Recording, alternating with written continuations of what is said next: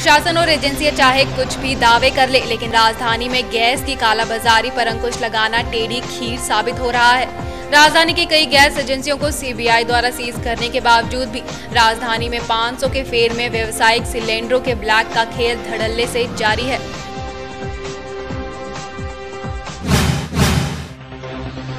Indian medical association की ओर से चारधाम यात्रा मार्ग पर ब्लड बैंक की शाखा खोलने के लिए कवायद चल रही है। टाटा कंसल्टेंसी पहले ही आर्थिक मदद को तैयार है।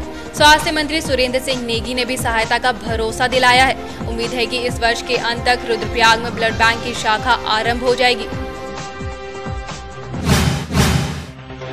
नियुक्ति प्रक्रिया में धांधली के आरोप पर चल रहे विरोध के आंदोलन की आग भले ही गढ़वाल विश्वविद्यालय में लगी हो, लेकिन इसकी आंच इससे जुड़े 190 संस्थानों को भी झुलसा रही है। अप्रैल से शुरू होने वाली परीक्षाओं को स्थगित कर दिया गया है, जिसके चलते छात्र और शिक्षक दोनों ही परेशान हैं। लेकिन गढ़वाल विश्वविद्यालय प्रशासन को इस बात से कोई लेना देना नहीं है। प्रदेश में सीबीसीआईडी के काम करने के तौर तरीके और अंदाज दोनों बदलने जा रहे हैं। जांच या विवेचना के लिए अब एक आईओ नहीं बल्कि सीआईडी धारावाहिक की तर्ज पर पूरी टीम टास्क के रूप में काम करेगी। इसके लिए प्रदेश में 112 टीमों का गठन किया जा रहा है, यानी प्रदेश की सीबीसीआईडी भी धारावाहिक सीआईडी की तरह ही केस सुलझाती हुई नजर आएगी। पिछड़े राज्यों के समूह 8 ईजी में उत्तराखंड की स्वास्थ्य स्थिति सबसे बेहतर है। सेंसेक्स विभाग के जारी वार्षिक स्वास्थ्य सर्वेक्षण आंकड़ों के मुताबिक उत्तराखंड के 3.5 लाख परिवारों के सैंपल सर्वे से मातृ शिशु मृत्यु दर, जन्म दर का आंकलन किया है, यानी 8 राज्यों में उत्तराखंड सबसे सेहतमंद राज्य है। उत्तरकाशी जिले की 3 पेयजल योजनाओं पर कहीं स्रोत का विवाद भारी पड़ रहा है तो कहीं जंगल की रार काम बिगाड़ रही है। इस वजह से इन योजनाओं पर काम बहुत धीमी गति से आगे बढ़ रहा है। हालांकि पेयजल निगम के अफसर समस्या का समाधान तलाशने की कोशिश में जुटे हैं। विधानसभा चुनाव के बाद लंबा समय गुजरने के बाद भी भाजपा में नेता प्रतिपक्ष का चयन नहीं हो सका है। खंडूरी और कोश्यारी की मजबूत पैरवी के बाद अजय भट्ट का नाम लगभग फाइनल था, पर पार्टी के दूसरे दावेदारों ने इसमें पेच फंसा दिया। कुल मिलाकर भाजपा में भी नेता प्रतिपक्ष को लेकर घमासान मचा हुआ है। सूबे के नए निजाम विजय बहुगुणा ने 2 साल पहले राज्य को दैवीय आपदा से हुए नुकसान के लिए केंद्र से मिले 500 करोड़ रुपए का हिसाब मांगा है। मुख्यमंत्री ने जानना चाहा कि उस समय दैवीय आपदा से हुई क्षति की अब क्या स्थिति है, साथ ही 500 करोड़ रुपए किस तरह खर्च किए गए, इसका भी हिसाब उन्होंने विभागीय अधिकारियों से तलब किया है। हेमवती नंदन बहुगुणा गढ़वाल केंद्रीय विश्वविद्यालय में कुलपति हटाए जाने की मांग को लेकर रहे आंदोलन 10वें दिन भी जारी रहा। इस मौके पर वक्ताओं ने कहा कि जब तक कुलपति जांच कराने और जांच प्रक्रिया पूरी होने तक अपने पद से अलग रहने की घोषणा नहीं कर देते, तब तक उनका आंदोलन जारी रहेगा। बद्रीनाथ धाम में नए धर्माधिकारी की नियुक्ति को लेकर बद्रीनाथ केदारनाथ मंदिर समिति तैयारियों में जुट गई है। पुराने धर्माधिकारी जगदीश प्रसाद सती ने 31 मार्च को सेवानिवृत्त होने पर यह पद खाली हो गया। अब धाम के 4 वेद पाठियों में से ही एक व्यक्ति की श्रेष्ठता और अधिक समय तक वेद पाठी रहने के आधार पर नियुक्ति की जाएगी।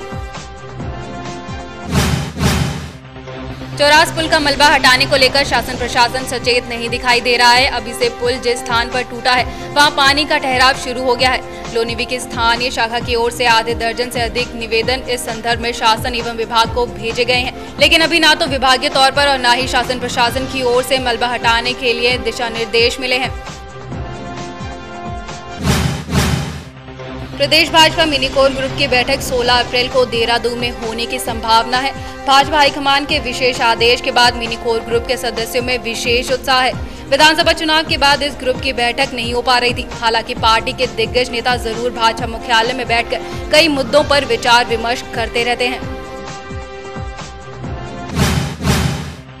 प्रदेश के वर्तमान राजनीतिक हालात और भविष्य की रणनीति को लेकर मुख्यमंत्री विजय बहुगुणा ने पार्टी हाईकमान को अपनी रिपोर्ट सौंप दी है।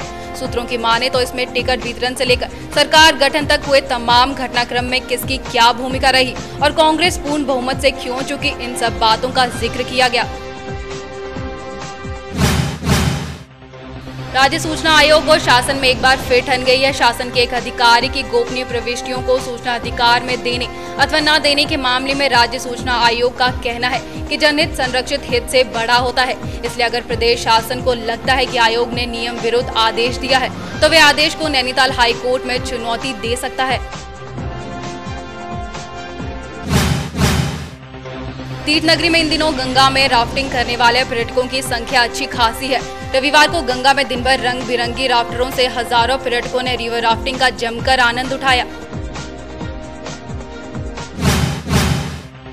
योग गुरु बाबा रामदेव ने कहा कि यदि विदेशों में जमा भारत का काला धन देश में वापस आ जाए तो प्रत्येक नागरिक को 25 लाख रुपए मिलने पर कोई गरीब नहीं रहेगा।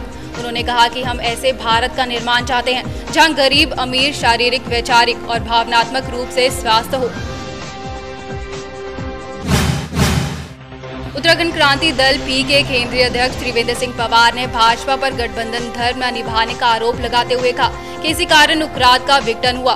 उन्होंने कहा कि प्रदेश में खनन और शराब के बाद धार्मिक माफियाओं ने जन्म ले लिया है। जल, जमीन, गैस से इन राजधानी युवाओं को रोजगार दिलाने और उद्योग धंधों की स्थापना के लिए दल संघर्ष करेगा और कांग्रेस सरकार पर दबाव बनाएगा।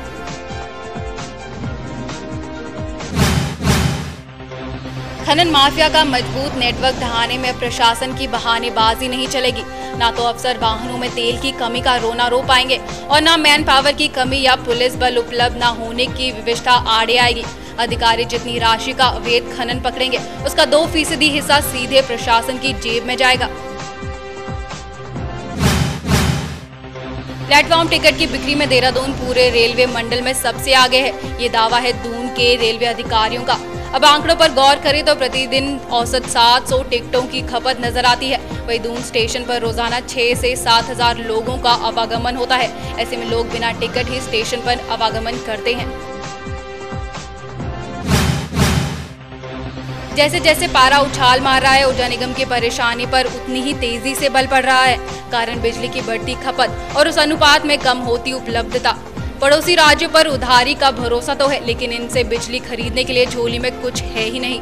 पहले से चली आ रही 750 करोड़ की देनदारी चुकाने की चिंता अलग से खाई जा रही है। ऐसे में खुद ही समझा जा सकता है कि आने वाली गर्मियों में बिजली किस तरह झटका देगी। नगर निगम का एकमात्र स्टालर हाउस अपनी बदहाली पर आंसू बहा रहा है। पिछले 5 सालों से इस स्टालर हाउस को ठीक करने की कवायद चल रही है, लेकिन हर बार ये काम एस्टीमेट पर आकर अटक जाता है।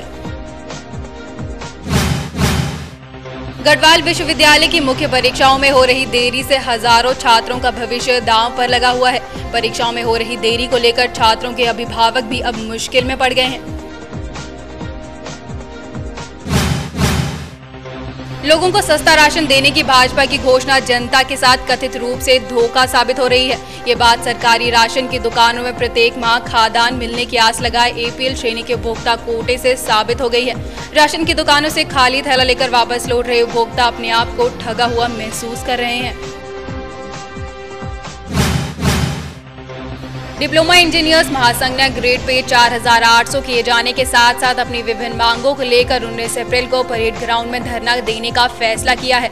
साथ ही महासंघ ने सचिवालय तक रैली निकालकर सचिवालय कूच करने का भी मन बनाया है। बाजार में टमाटर की बढ़ती कीमतों को देखकर भले ही उपभोक्ताओं ने सब्जियों में से डालना कम कर दिया है, लेकिन शादियों का सीजन शुरू होने पर टमाटर की डिमांड अमूमन 15 गुना अधिक हो जाती है। ऐसे में पॉली हाउस में टमाटर की खेती कर रहे किसानों की इन दिनों चांदी हो रखी है। इस माह 4 धाम के कपाट खुलने जा रहे हैं। सीजन में श्रद्धालुओं को सबसे अधिक ट्रैफिक की समस्या से 2-4 होना पड़ता है। इसमें सुधार के लिए पुलिस ने कमर कस ली है। 4 धाम यात्रा ड्यूटी पर इस बार बाहरी थाने चौकियों के फोर्स की बजाय PAC को ट्रैफिक व्यवस्था सुधारने काम में लगाया जाएगा।